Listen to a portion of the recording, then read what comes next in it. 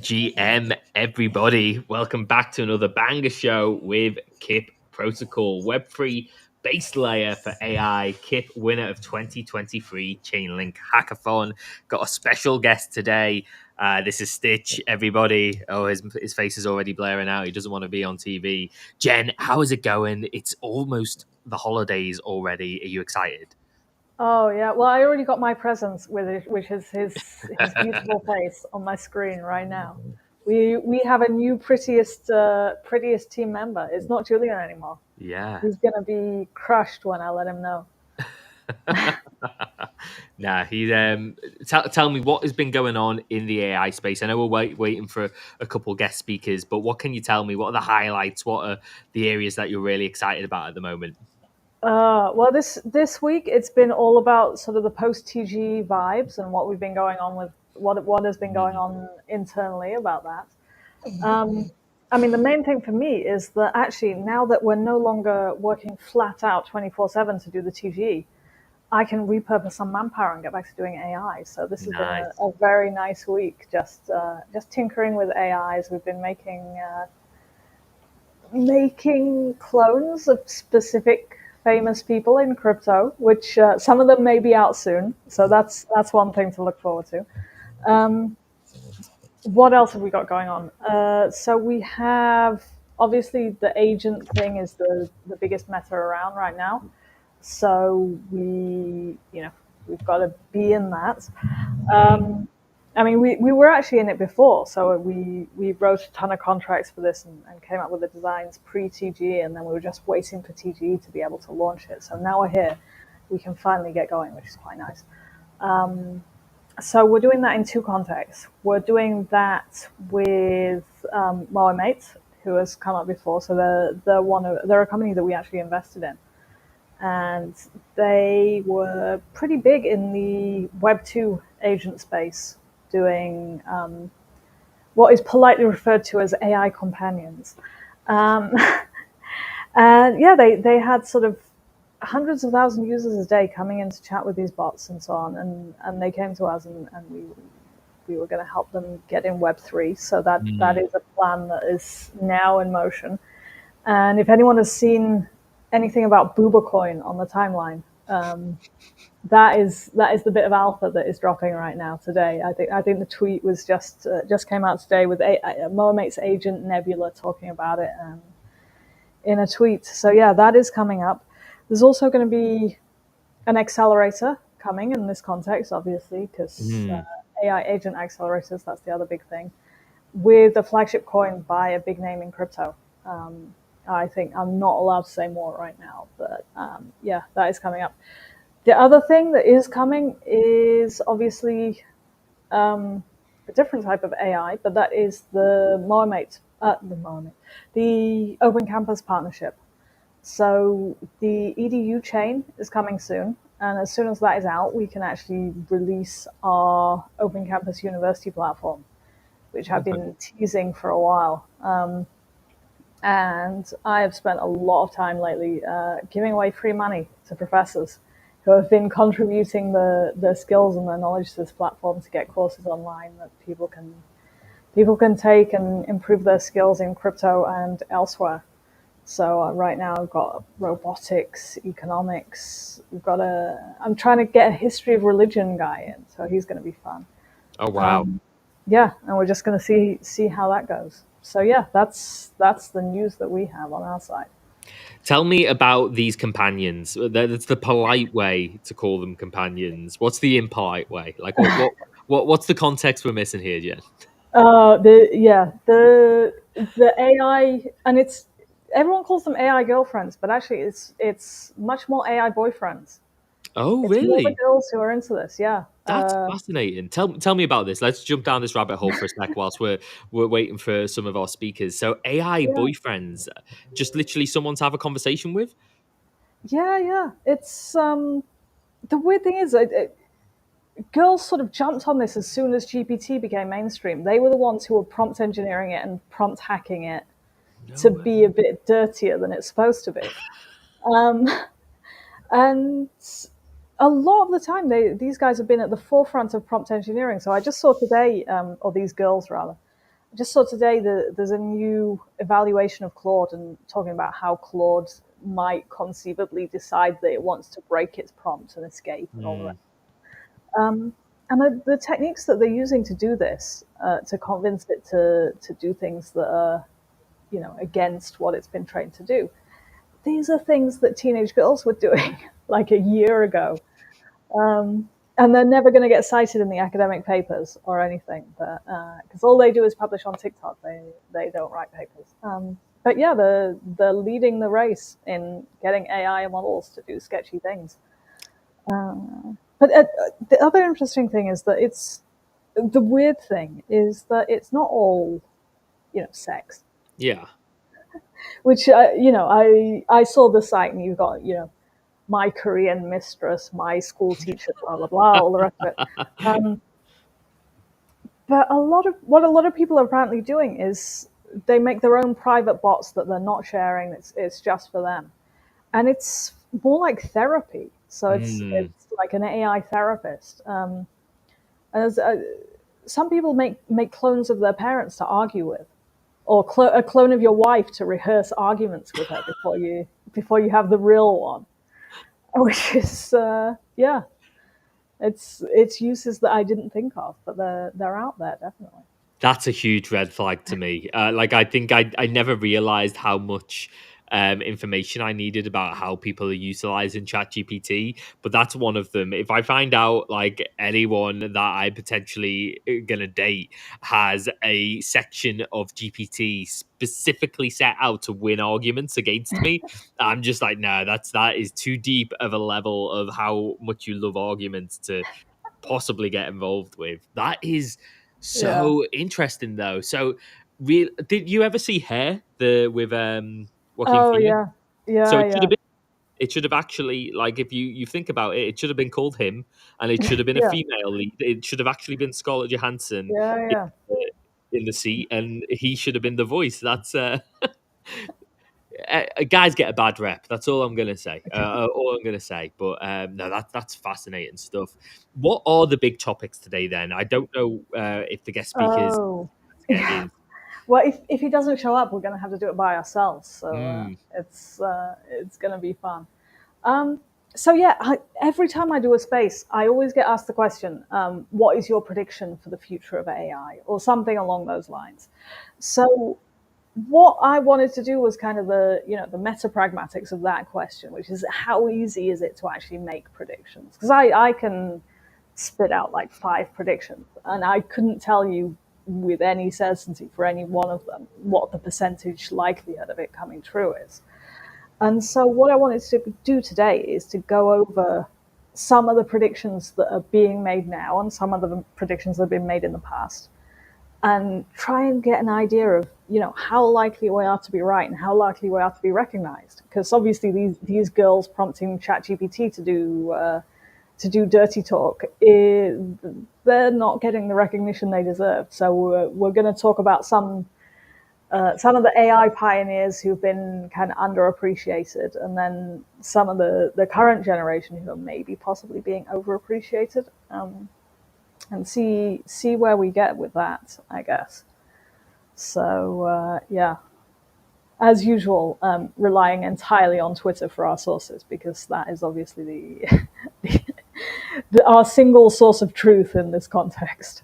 Yeah, Elon really has done a number on that, hasn't he? Like having the like lack of censorship, and this is the place to go for people to talk about this. So I know our guest speaker is joining us imminently. So Uh, that's okay, a well, positive. I won't start without him then. Here we Oh, go. we have someone. Okay. Hey Josh, how's it going? Hey guys, can you hear me all right? Yeah, Oh, here hey. you great. Yeah. How are Yeah. things? That's good, good. I just got notification of this not too long ago, but as soon as I read over the topics, I'm like, sign me up. This is the coolest topic. This is what I live, eat, breathe, dream about. So happy to be on. Oh, Amazing. wow, I'm glad to have you. Yeah, thank you So, so much for yeah. joining us last minute, Joshua. Can you maybe give us a little TLDR about yourself before we jump into the conversation? And then, yeah, Jen is going to get us straight into it. Yeah, sure. So my background is in AI and psychology. So I started doing AI work back in 2018. I was going to Stanford at the time, and I worked in computer vision, natural language processing, graph, neural networks was something that I quite liked. I started building multi-agentic frameworks back in, gosh, I want to say maybe 3 years ago, 4 years ago, and created a course and taught deep learning in medicine for some of the medical school students that didn't know a lick of coding or anything like that. So really appreciated getting into the foundational ground level on that. And then Mm. more recently, I've joined XR1 and been partnering with them. So they've been focusing on the games front, and then I've been bringing an AI component on top of that because I see the gaming environment is quite a rich and fertile soil for a lot of the exciting AI work that I see coming on the horizon. Wow. Yeah. Can Okay, we got the confirm. right. We've done spaces before, so that is why for this space I knew what the topic was going to be in advance, obviously because I make it up. But I deliberately said, look, can someone get me Joshua? So yeah. Well, Awesome happy to be stuff. here. Cool, Jen. Over to you. Yeah, so I think we can probably get into this. So like I said, what I want to do with this space is kind of talk about why, or maybe just the fact that it is difficult to make predictions in AI. Because I was just saying before you arrived, Josh, that every space I go on, I get asked to predict what is going to be the next big thing in AI, and I can come up with a spiel and justify it, but I have zero idea whether I'm talking nonsense or not. So yeah, I wanted to go through a couple of predictions that have been in the news this week, and the first one is Ilya's. So Ilya, formerly of OpenAI, currently of Safe Superintelligence, which a name that feels like protesting too much, but never mind. Um, he's been he gave a talk giving his predictions for the future of AI. So the future of AI, according to him, is going to be agentic. That is the major thing that everyone was kind of talking about in this context. But he also made a few other predictions. He said it's going to be self-aware, which is the big thing that everyone is focused on. And another interesting thing that he said was that he seemed to kind of put the kibosh on synthetic data as a source of training data. So he talked about the pre-2022 internet being effectively the fossil fuel of AI, which kind of implies that, that's all we've got.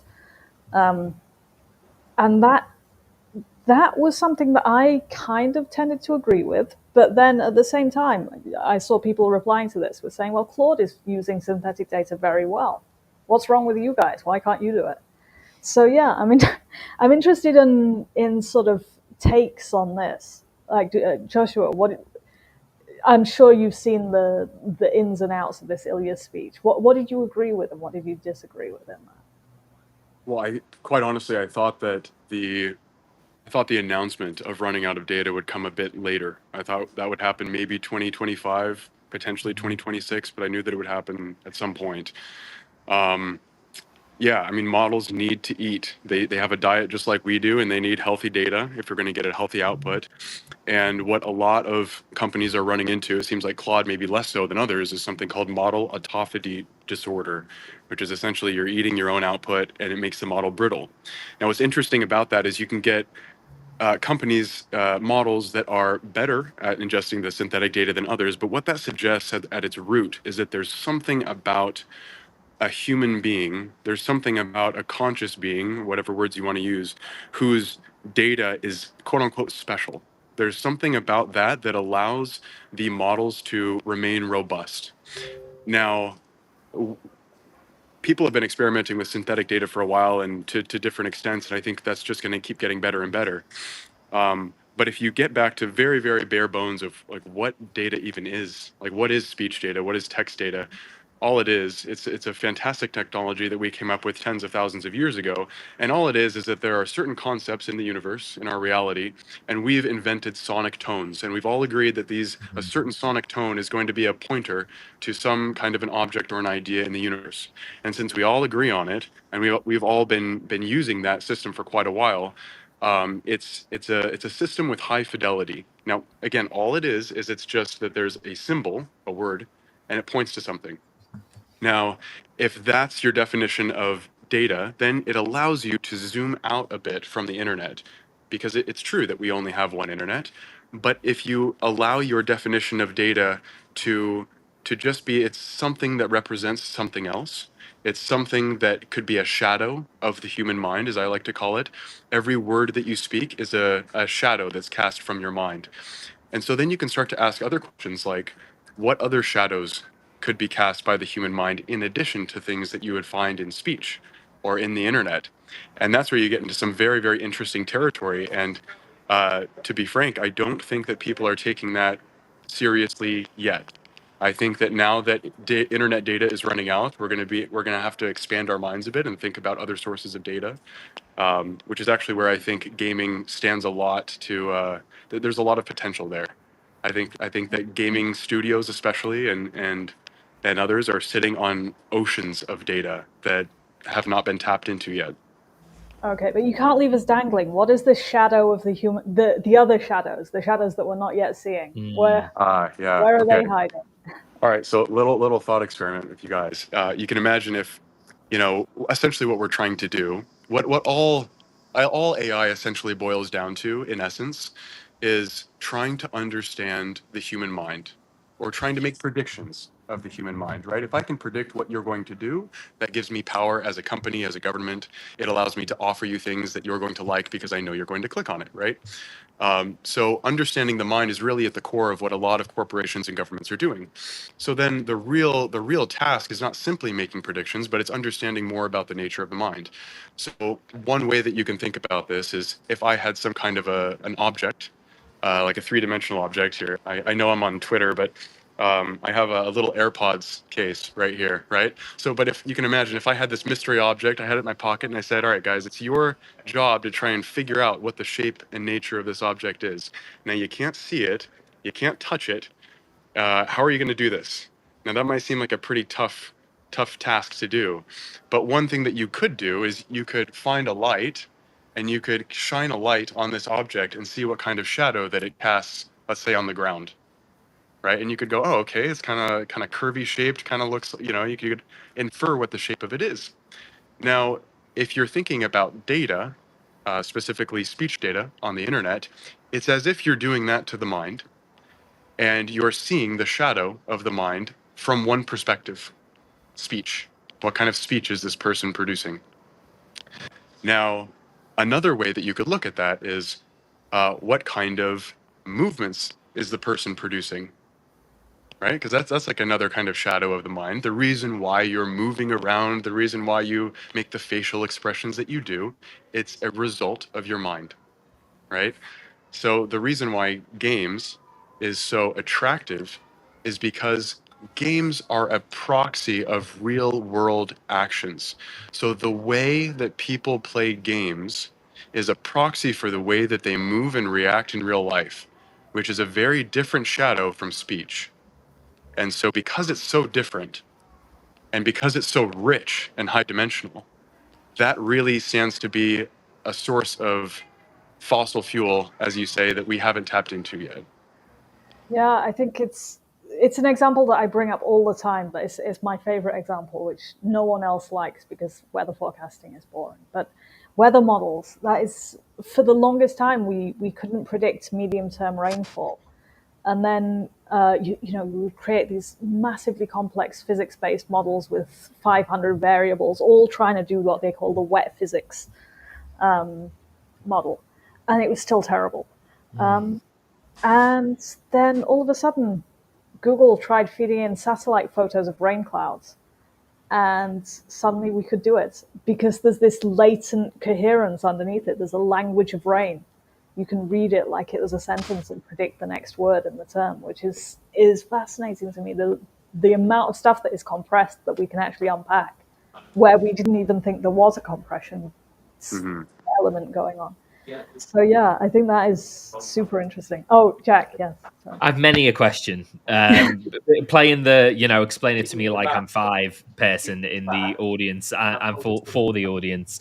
I guess to begin with, when we talk about gaming, because that's where I start to understand this, Joshua, in a great context that you've provided. Really appreciate you hopping onto the show with us.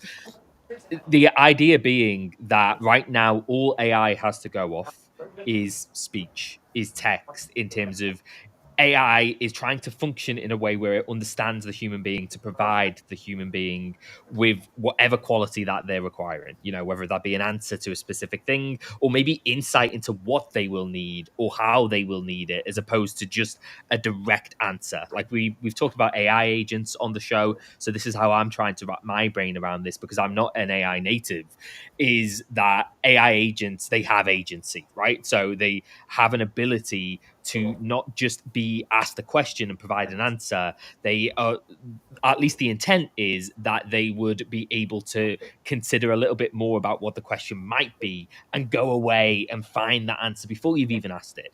So when we talk about gaming and we talk about this slew of data that AI has never had access to before or has never been utilized to even try and understand that information before, are we talking about literally being able to understand in a large scale data on how people play within games and what that says about them? Or is there something else I'm missing in here? Like, let's imagine people maybe have used ChatGPT, maybe they understand broadly what AI is and what it's being utilized for, and maybe they're even utilizing that in their day to day, but they don't live and work and breathe in the industry. What would you tell them in terms of what is it that the information is currently giving AI, and what is it that the gaming information can give it that it currently isn't getting from the text and informational format? Yeah, that's I'll see if I can answer the question as I understand it, which is right now what we're feeding AI is what we consciously know to feed it, which is Yeah. our language. This is how we communicate. This is the content that we produce.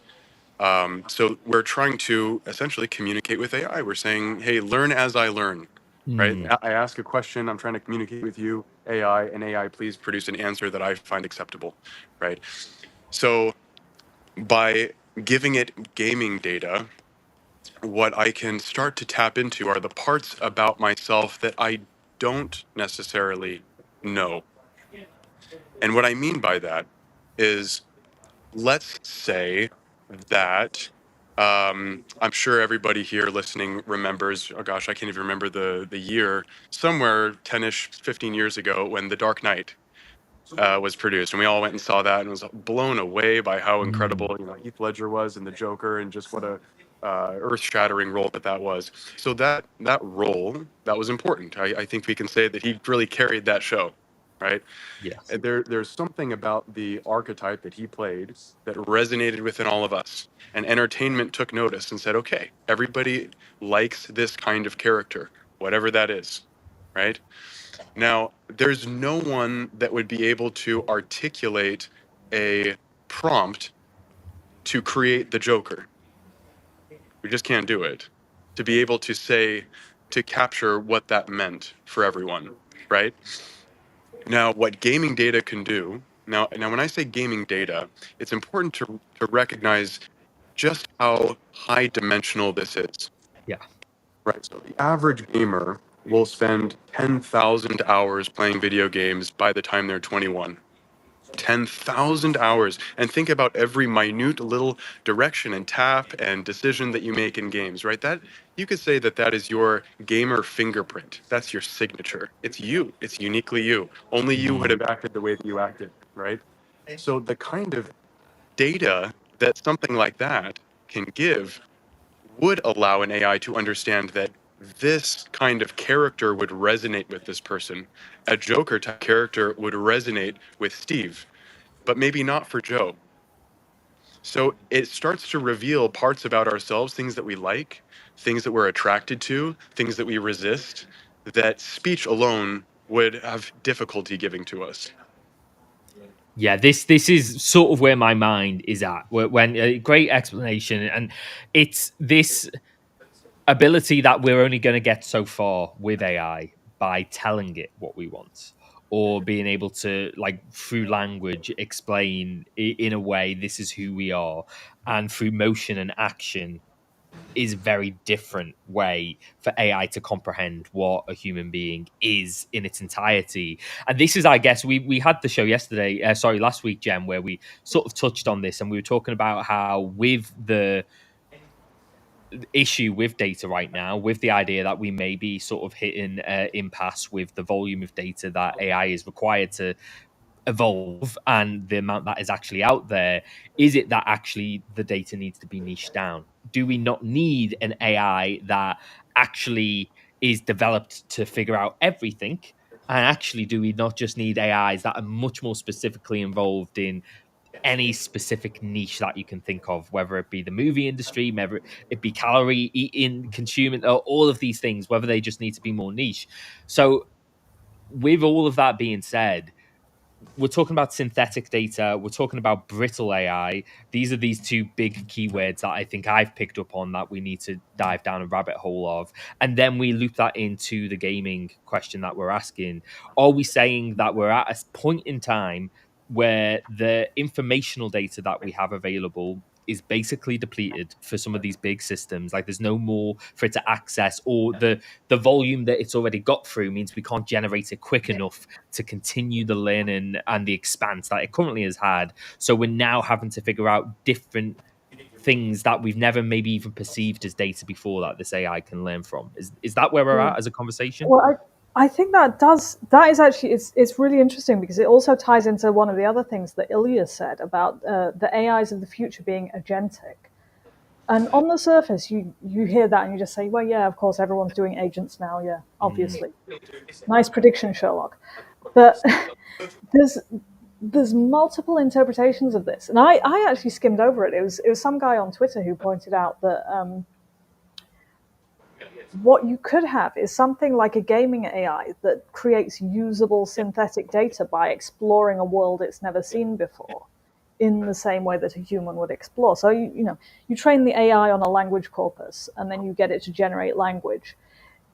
What a transformer model in particular is doing is kind of taking an average of the corpus. So in the synthetic data, you lose the tails, the distribution changes, and it gets worse and worse if you retrain it on that same data.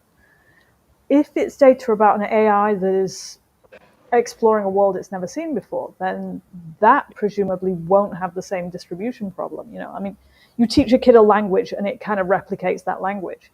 you put that kid down in the Amazon jungle in the middle of nowhere, and they're learning something totally new that they've never seen before. So there's this suggestion that maybe models that are exploratory could be a way to create decent quality synthetic data. And gaming is a huge thing. I know Jim Fan was one of the pioneers of this, doing Minecraft with AI and getting it to explore and so on. So I don't know what you think about this, Joshua, whether this is a viable pathway towards superhuman intelligence, or whether you think it is going to stay around the human level even if we do it. Well, I mean, it's certainly worth exploring. I think we're going to get better and better at producing and utilizing synthetic data as time goes on. If I, personally was at the helm, what I would advocate for is to help AI to interact with humans to create the data. To your point, I think I think you had a good point there about AI generating games. And one way you could think about it is, well, I could have an AI generate a game, and then I could have an AI play the game that's been generated, and then AI number two is creating data, right? But if you swapped out that second AI for a player and you just said, I'm going to have an AI that generates the game, and then I'm going to have a player play the game, well, then you have an AI that is essentially helping to produce more data, except it's not synthetic. You do have a human in the loop there. So that's probably where I would be I would I would say there's least risk involved. Okay. Let's Yeah. break this down again for the audience. Let's just like high level talk about synthetic data and the consequences of running out of like genuine data. Like what is it that the audience need to know about these two things? Like what predominantly is synthetic data in its like purest form? Is it just data that AI has created? Can we maybe jump down the rabbit hole a little bit on that side? And then what is the consequence of all of this? Why is everyone talking about this right now? Why is it such a concern that these big models are running out of data to access? Right. So synthetic data is anything that is produced by an AI or by an algorithm without any human in the loop. So there's not a human that's coming up with this data on its own. And the idea there is, as you said, we're running out of data. So we really need to have more of it to continue along the projection that we're going down. And then that second question there, Jack, can you repeat that? So what is the consequence of running out of the non-synthetic data right now? Like what is it that a general audience who's starting to utilize AI needs to be concerned about? And why is it that the wider AI field is very concerned about this lack of real data? Right, yeah. So there are a few different ways that you can make an AI better. One of them is feed more data. That's the obvious one. Another one is to come up with better algorithms. And that's what a lot of these companies are doing, and they have proprietary ways of doing that. A third way is something that I've heard called unhobbling gains, which I think is gaining traction as a term. But essentially, what that means, I'll give an example, which makes it a bit easier, is you might say, I'm sure plenty of people have used ChatGPT and found that if you say something like explain step by step, or a chain of thought, some of these ways of interacting with the AI tend to produce better results. So I would say these are the three. Well, and then there's compute, which is adding more GPUs, et cetera. So I would say there are those four main ways of increasing the performance of AI. And data is just an easy one, right? If you just throw more stuff at it, I don't have to like think and try to reason through a better algorithm. And so that's really where a lot of people have been situated because it's so easy. So the danger of it running out, well, I suppose what's going to happen is you're going to get a lot more focus on those other areas. How do we increase our understanding of algorithms and unhobbling gains? How do we increase compute? But then you're going to see a scramble, in a sense, for other sources of data. And kind of like you can imagine if we just ran out of fossil fuel tomorrow. Like, where do you think that the investment would be on solar and some of these other alternative energy sources? Probably a lot more interest, right? Now that we don't have any oil left. So I think we're going to reach a similar type situation when it comes to data. When we reference 2022, Jen, I don't know if this is better for you or Joshua, or maybe both of you can come in and then we'll move this on. But reference like 2022 being the year where this data sort of been equipped to. Are we saying all the information, all the data that was available prior to 2022 has been absorbed by some of these LLMs, and we're now at that capacity. And how long did that take them to do? Like, I guess the sort of question in my head is like, how much more data do we need to create if these models within a couple of years, and I could be completely off from context here, can absorb every bit of information we have been able to create since the existence of at least the internet, let's say. Yeah, I think obviously no one entirely knows how much of the public and indeed the private internet has been scraped, but there's a kind of general assumption going on that if OpenAI is putting off releasing 5 and saying, hinting that scaling has plateaued and coming out and saying it in some cases, it means that they've maxed out the data. If there was still some to be had, they would probably be trying to get it rather than bringing out O1 and making it do a sample voice and whatever it is, whatever else they're doing right now. So yeah, that would be my take on it, I think. Yeah, so we are using, just to be clear, OpenAI as the case study. This is sort of the largest model that has scraped the most data. And right now, due to the fact that we haven't seen a 5 for anyone using OpenAI and ChatGPT, this is where this question sort of spares from. Yeah, but at the same time, sort of this is Ilya's take. This data is a fossil fuel thing, but like I said, Claude is known to use a lot of synthetic data, which is it's synthetic, but it's also very human curated. So there's a lot of manpower that's gone into that. And also, I wanted to bring something up as well, which is not intended as a dunk on Ilya because he's one of the OGs and all the rest of it. But in one of these threads where everyone was talking about how great he is and he's done this speech and they're all fangirling over it, someone posted something that I would like to share. So I'm bringing up my my screen share now. 1 second. Can I get this on main? I'm posing that question. KO, if we have you, if you could now share the screen that Jen has popped up for us. Okay. Let me know when you can see it. Yeah, I've just pinged him offline as well, so hopefully he'll see that in a second. Okay, so I'll start reading because it's a longish thing. So we brought this up, the fact that Ilya's predictions have turned out to be wrong in the past. So there's this quotation here. So in July 2017, Ilya was predicting that in 3 years, OAI would solve all robotics. AI would begin solving unproven math theorems and winning programming competitions, but we still wouldn't have convincing AI chatbots. And that is surprisingly common. I still remember back in the day the sort of the less wrong guys in particular had this vision of AI as being really robotic but incapable of dealing with human nuance and being diplomatic and so on. Whereas it's the opposite. It turns out that it's great at dealing with human emotions and is not particularly good at driving a car. So yeah, AI always has the power to surprise, I guess. So yeah, that is something that I wanted to bring up. But that also leads into the next thing. So I'm gonna bring something up, which is kind of the opposite of this story. It's about Jürgen Schmidhuber, who's one of the even more OG than Ilya. So he still is a researcher, but he was a researcher in the late 90s and 2000s and onwards, doing very early AI papers. And it's become kind of a running joke in AI, and even sort of pre-Transformers, this was a running joke that whenever someone comes up with a revolutionary new idea, it turns out that Schmidhuber published it in sort of 2008 or something.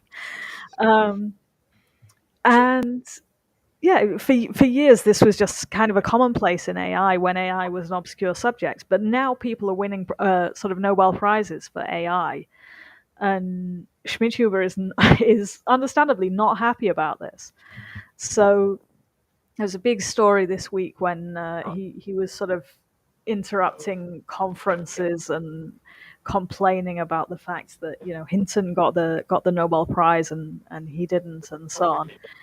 And people have been kind of riffing on this and giving their own takes, which I thought was really interesting. So this is kind of the standard joke about Jürgen Schmidhuber's role in AI. This idea that someone is saying, "Hi guys, I'm super excited to publish this new method in," and then Schmidhuber jumps in and gives this whole list of citations, including a lot by himself, to prove that you weren't there first. So there's been a lot of arguments online about, did he really anticipate this? Because in a lot of cases, he didn't have the compute to really make much of his concepts. I've 100% stolen Schmidhuber's work, and I've done it by accident as well. I made a model that was very close to his power play model, and I only found out about power play after I built it. So it's an experience we've all had, and you can see this is in a quote reply to a tweet that he's made about the Nobel Prize was a Nobel Prize for plagiarism, and so on and so forth.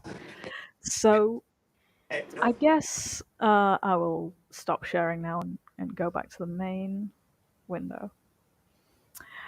I guess, yeah, I was really curious about if we're in the business of making predictions, whether in AI or any other topic. There's this idea that being too right is often as bad as being too wrong, essentially. That if you're right too early, it's the same as being right too late. You might as well not have bothered. So yeah, I guess, Joshua, do you have a position on the Great Schmidhuber debate? Because this is something Yeah. I've been tracking with great enthusiasm, like a soap opera, for the past however many months. Oh, it's certainly entertaining, if nothing else. So Schmidt-Huber, I was listening to a really good interview that he did with MLST, the Machine Learning Street Talk. If anyone's curious about AI, that's a fantastic podcast, and he got some great interviews there. But yeah, I mean, that guy's a genius. He's definitely come up with some of the most foundational concepts of AI. And yet, I think maybe to your question, is it better to be too early or too late? I would say too late, and there's truly no hope. Like there's no use. There's no good from that. Too early though, it's at that point it's just a matter of what does it mean? How do you translate that into real world use? Can you make the connections? Can you make your dream a reality? Right? It's and it's not that that's nothing to come up with the idea, but it's oh gosh, I feel a bit embarrassed now. It's who said it was 99% perspiration, 1% inspiration? Was that Einstein? Anyway, I think that's I think putting it into practice and connecting the dots in a way that actually provides value to people is it's a huge step. And so yeah, I don't know how much that necessarily adds to it, but I think making the idea a reality and connecting it into people's actual lives is super important. Yeah, I'm with you on this one. It's so difficult to be able to show an idea and just be able to point to that idea and say I had it first, but never have executed on it. It's almost the Goldilocks theory, right? Like it's either too early, too late, or just right. And I think it's the just right that means everything. With a world of AI, though, you would hope that the theory does get more weight to it because of the practicality that can come from it. You would hope as AI evolves and this theory that couldn't be utilized before because AI wasn't evolved enough, as it becomes more evolved, it should be more aware of the theory that came before and now should be able to flag that in a different way. Does that make sense? Yeah, and yeah, even as you're saying that, I'm realizing like who defines what too early is. Yeah. It's only Exactly. too early if you didn't make it something real and concrete in people's lives. Then it's too early, I'll give you an right? example of what too early means to me. Thinking of Uber before mobile phones, before GPS incentivized, that is too early. Like if you were thinking of a thing in a way where it's like, oh, I reckon at a certain point in time, you're going to have this thing in your hand that is going to have a GPS connected to it where you can just get a car. Won't that be great? You're too early. Once the product allows for the idea to be like to come to fruition, that's just right. Like at that moment in time when you can pitch that in a world where it can be brought to life, that is my just right, at least my Goldilocks side. But and again, with AI, that's where my brain goes. Like, if you have a theory AI can do something once it gets evolved enough, but it's not currently evolved, and when it gets to that evolutionary state, you don't then draw back to that idea you had and said, oh, by the way, now is the time. And someone else then comes up with the same idea and utilizes it and puts it in practically. I feel that's on you. Like, I feel that, as a person who's had that idea, you have also an incentive. And I don't know. I don't know if it's necessarily you have to do it, but like, that should be your objective, to get as many of these ideas when they are ready to come to fruition through your own idea and thought, as opposed to somebody else getting there first. Yeah, I think there's a really nice someone told me this story, really nice story. He was Hasidic Jew, and he said that apparently in the rabbinical schools and the yeshivas and so on, when someone comes up with an idea that actually it's an idea someone had before, but this guy he happened not to know it, and he managed to work it out from first principles himself, everyone celebrates and is super happy and acts like it was an original idea, because as far as he's concerned, it was. So yeah, I feel like probably there is room for kind of coincidental discovery. Yeah, people have built a lot of stuff that it turned out Schmidhuber did first. I have, but you still deserve a bit of credit for managing to get there, even if you were a bit late. I think, as long as you cite, and I've put power play in my citations and all the rest of it, so I gave him due credit. But there's one other thing. So the final sort of topic that I wanted to get into in this is to do with, again, it's this idea about how confident are you in your predictions? How willing are you to put your money where your mouth is? Because I think there's, in the debate between the doomers and the foomers in AI, there's each has kind of tended to accuse the other side of not really believing what they're saying. They're saying, well, if you really believed that AI was going to change the world, you would not have a savings account, so on and so forth. You wouldn't be planning for retirement, etc. And yeah, to a degree, it's a fair point. If you're going to be hyper vociferous online about how AI is going to doom us all, then yeah, maybe if you're not actually taking physical precautions against that, maybe you are just blowing smoke. So there's a tweet that kind of came up this week, and everyone had a strong reaction to it. So some guy saying, "Today I told my mom to stop saving for a future that won't exist, and it felt like diagnosing an incurable cancer. When GPT-3 launched in 2020, I had already warned her nothing would ever be the same. So today she suspended disbelief." And he goes on saying, yeah, I used to think that telling your relatives didn't make sense. They wouldn't get it. And even if they did understand it, that would only lead to despair. But if you care about your family, you should warn them about what lies ahead. And he got kind of dunked on by both sides, which, on the one hand, he is apparently living his truth. He's putting this out there and risking his reputation with his relatives. On the other, any prediction is just a percentage. So maybe I'm like 90% sure that AI will change the world, but until then, I'm still going to keep saving, because there's still the 10% in the background. So what I was really interested in is, everyone here has an individual vision of how AI will change the world in the next 5 years. What have you actually done concretely to respond to that, if anything? I know what I've done, but Yeah, so I'll go. I think I spent a lot of time thinking about the direction that we're going as a society, and then what it would mean if an AGI or ASI dropped into our laps.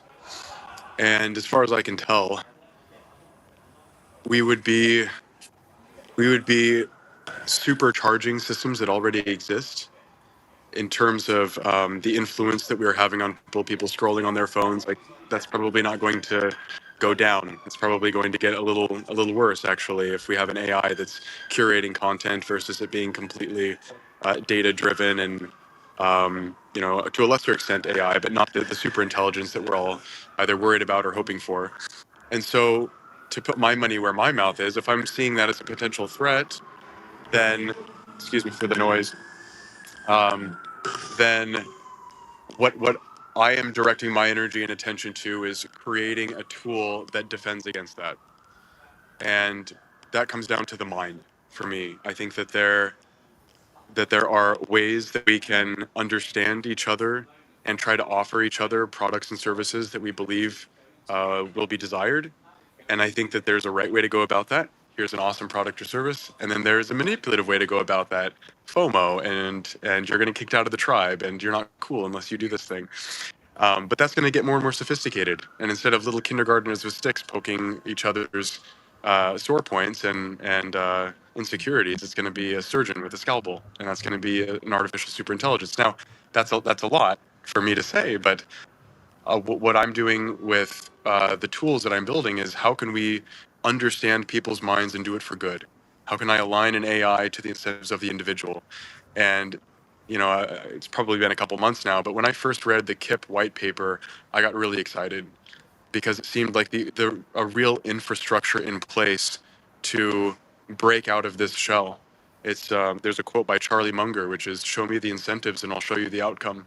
And I hadn't been able to really find a way to align incentives so that an AI would truly be incentivized to help the individual.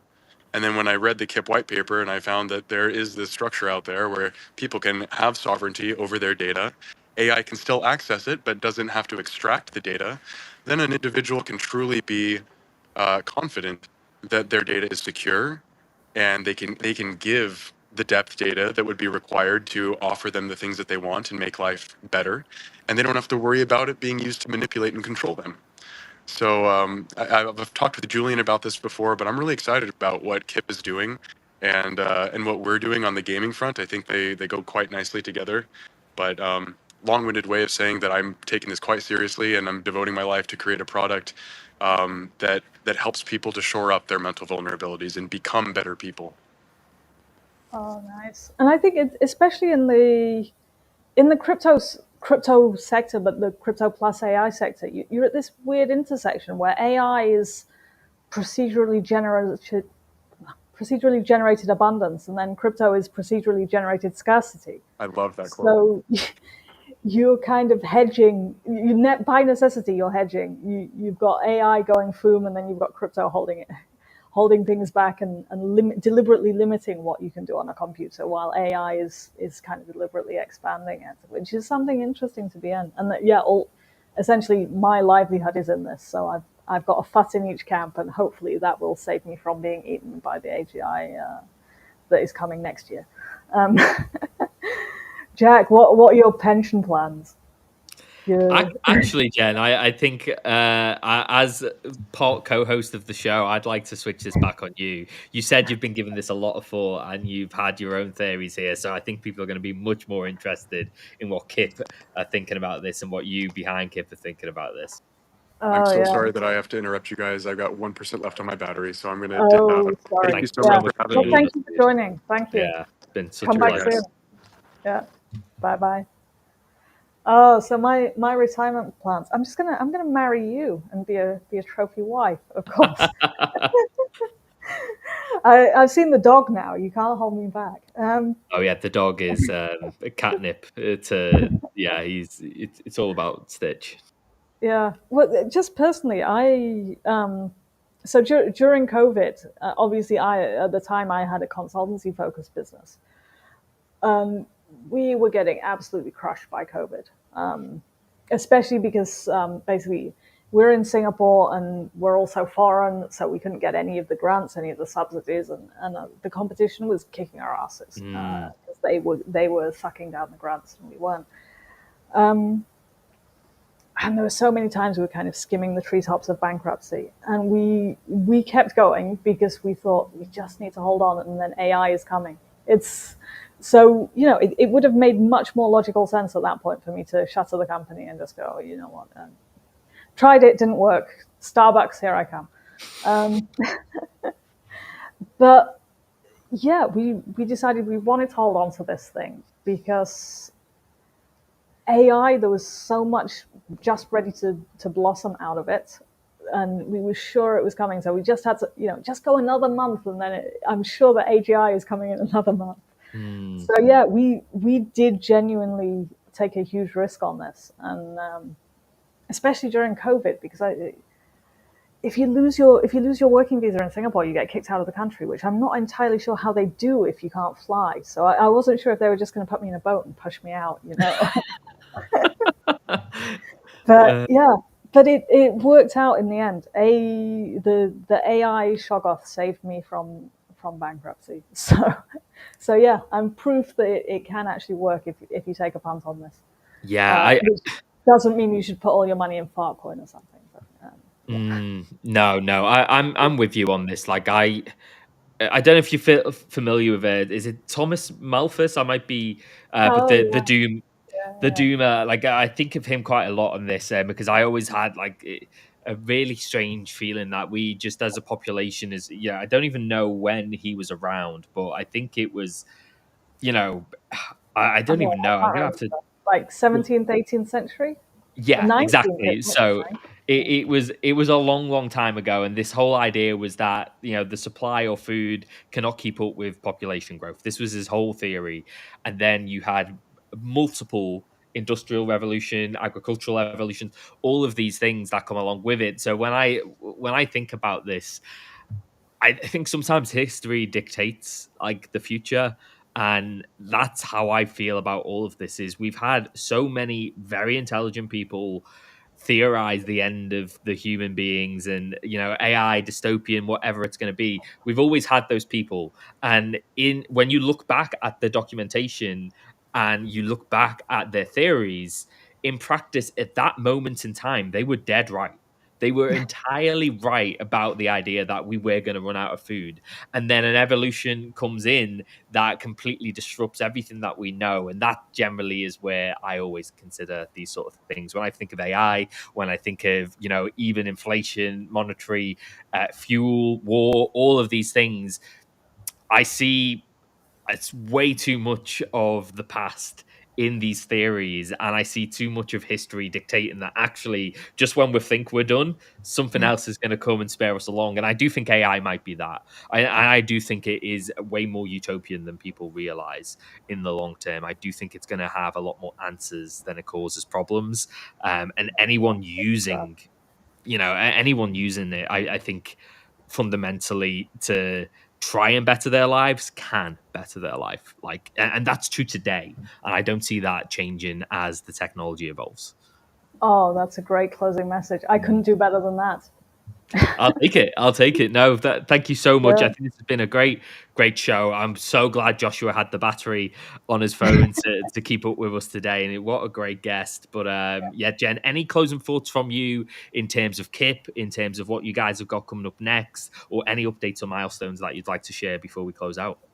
Yeah, I would just say stay tuned for the agent partnerships that we've got coming up. With EduChain and Open Campus, and I have a text diffusion model brewing, code diffusion. We finally got it producing something that looks like code this week, so it's only up from here. Amazing stuff. Well, congratulations. And yeah, guys, thank you all of the listeners who've joined us, all the commenters, all the supporters. And yeah, just another great show, I think, and a lot of deep dives that we can look back on and say whether we were right or wrong. And I'm really excited to look back on some of this stuff. I think it will be, 3 months as opposed to 3 years Oh where yeah, some of this stuff is going to come 100%. to fruition. Yeah, Cool. definitely. Awesome. Catch everyone next time. Cheers. I'll see you.